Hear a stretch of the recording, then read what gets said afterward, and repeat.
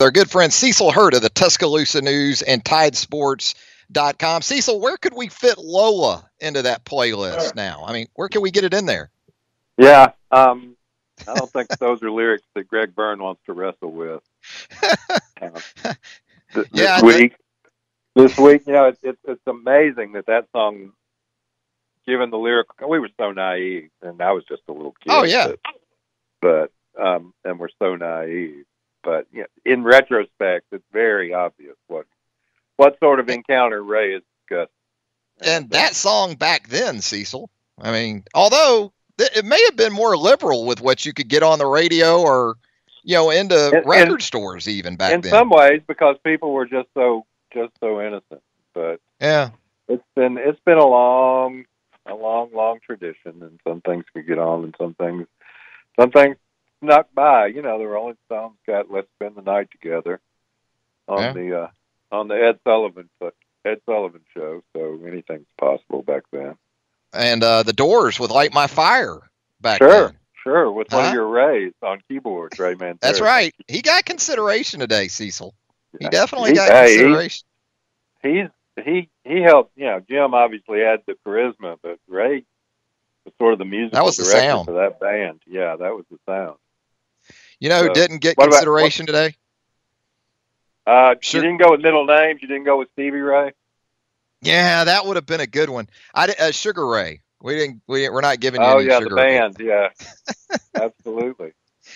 No, Ray Charles would be at the top of the list. Ray Davies would be right there. That was the top two that came to mind, no doubt about it.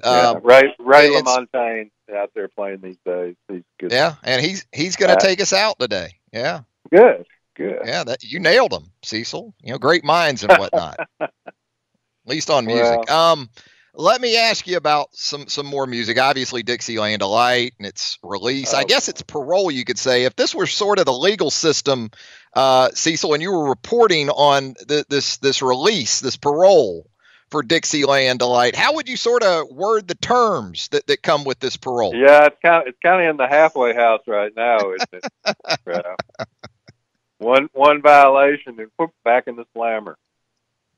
That's the way it came down from Judge Byrne on that release yesterday. That it is, and let me just say, I had a column on it today, but I am the Switzerland of Dixieland Delight. If they play it, if the right there with you, and the players enjoy it, more power to them. If you can't take the hit from the people who don't like it, then I don't notice that much, and that doesn't mean that I don't think that crowd atmosphere and excitement and all that is good, because I do, and it doesn't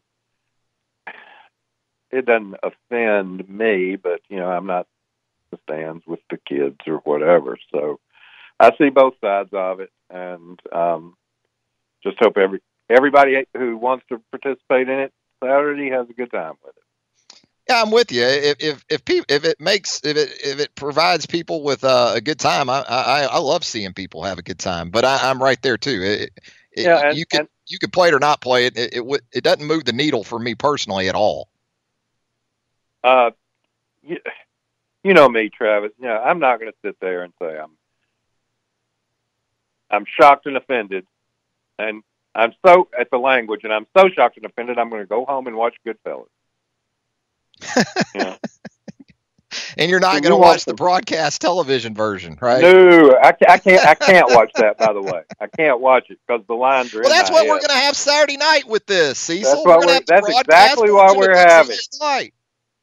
That's exactly what we're having. We're having Goodfellas on PBS. We're having the Home Alone Joe Pesci, and not the Goodfellas Joe Pesci. Yeah, that's how you have to think. You have to be in the Home Alone language. That's we're having the holiday version, Cecil. Exactly. We're not having the summer version, I guess you could say. Exactly. I think those are some good ways of putting this thing. Let me ask you about some actual football. That might be fun. Sure, yeah. This Alabama team, given the injury in the secondary, given the scuttlebutt about Tua's health status, this week. I know Nick Saban touched on both of those last night during his Wednesday news conference. Does this game feel a little bit different going into it than maybe any of the first six in the first half of the season, Cecil? Oh yeah, I think there's more. Again, I don't want to generalize, and there are plenty of fans who are full steam ahead, but I think there's a little more apprehension. The secondary thing is real. You can't spin that away. They had three guys that in the summer you would have said had a chance to play. You didn't know about Jalen Armour-Davis, but you would have assumed he was going to play some. And obviously Diggs in a big role, and Daniel Wright was playing a good bit at the first of the season. His playing time fell off. I don't know if that was an off-the-field thing because of his disciplinary thing. But, that's three guys out of the secondary that had already lost most of the guys from last year, Minka and Levi and so forth. So no matter what you think of their recruiting, and they've got some guys, but it's not that's not an unreal thing. I mean, it's a real concern against a team that can, with a gunslinger, that can throw the ball, can put up big yardage. So we'll see what happens. Now they're a 28-point underdog for a reason. Tua, I'm going to assume Tua is what Nick Saban said, which is that he's got a sprain. He's banged up as players get banged up over the course of the season. So we'll see how much he'll play, but I'm certainly going to assume that he's going to play from the outset, and wouldn't be surprised if he's close to 100%. So we'll see how that works out. If it doesn't, you'll see Jalen. That's how that'll go. But yeah, it's one of those games. It's one of those. It happens. People don't think it's going to happen, but Texas A&M comes in here, or Ole Miss comes in here, and they can pull it off sometimes. Texas A&M 2012. I'm not ready to put Missouri at that level, but when you talk about teams having a puncher's chance, right?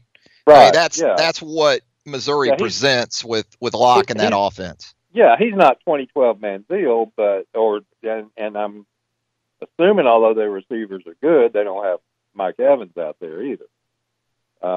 But they've got a chance. He's not Manziel, but he could certainly be Dr. Bo. He could be that level. Yeah, a couple injuries with those Missouri wide receivers, something to keep an eye on coming into this game as well. That probably hampers them, and it all boils down to football.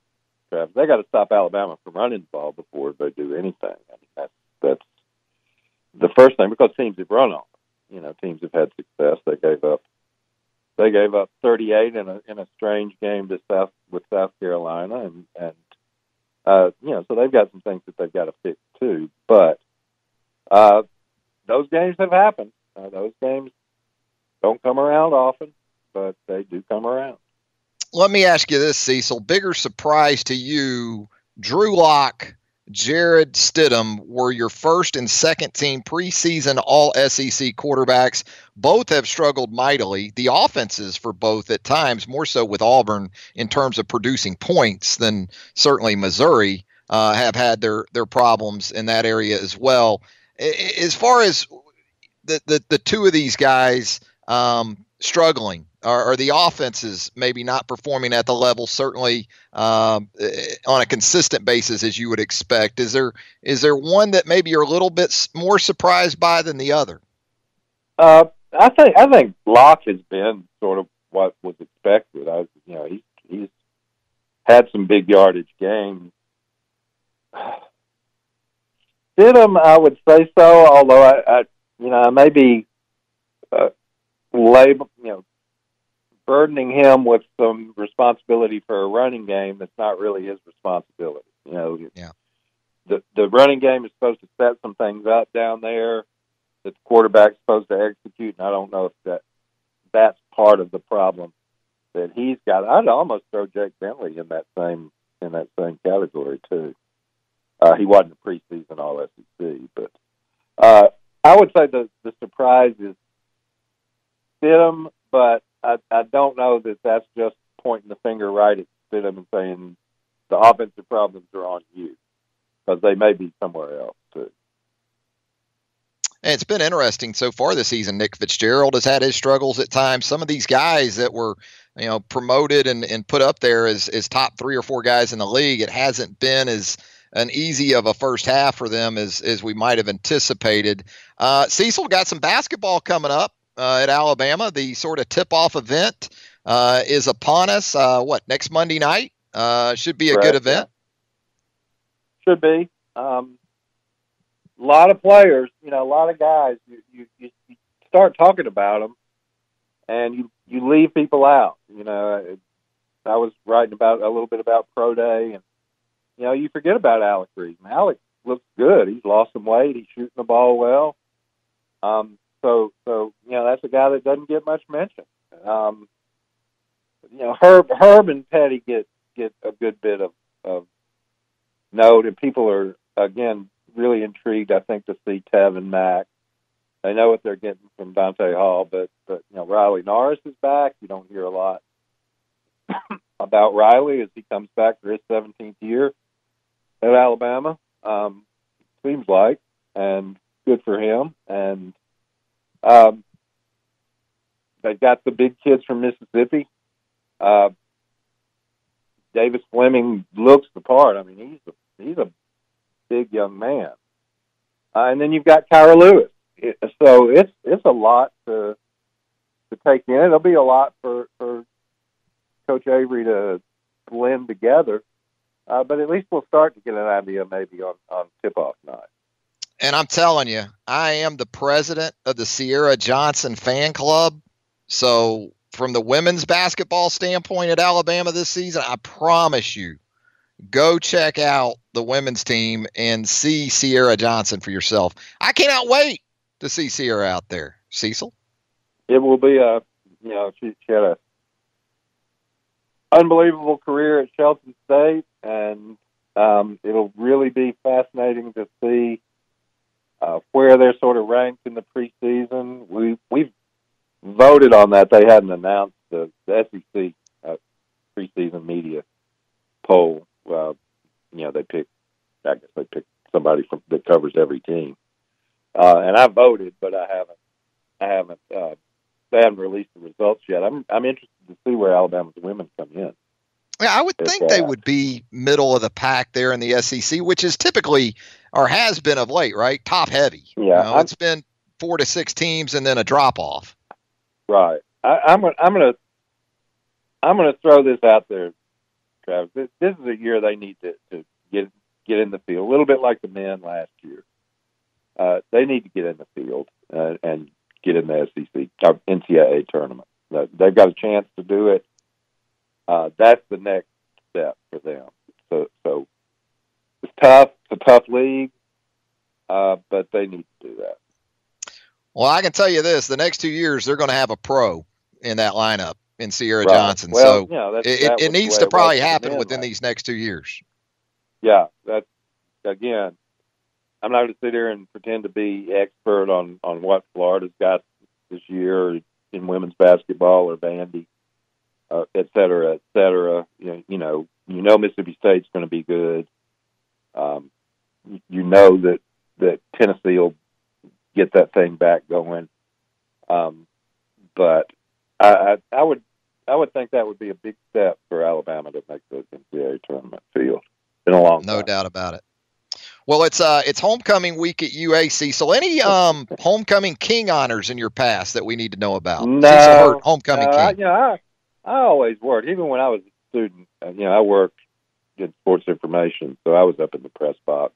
Uh-huh. I'm going to pretend that's the reason I didn't have a day. And, I had to work. Man. I hear you. It comes in handy, Sure it does. But so they tended to run together. For me, I was never on the float or anything. I had to work. So there you go. They they were good times though. I've always enjoyed the parade.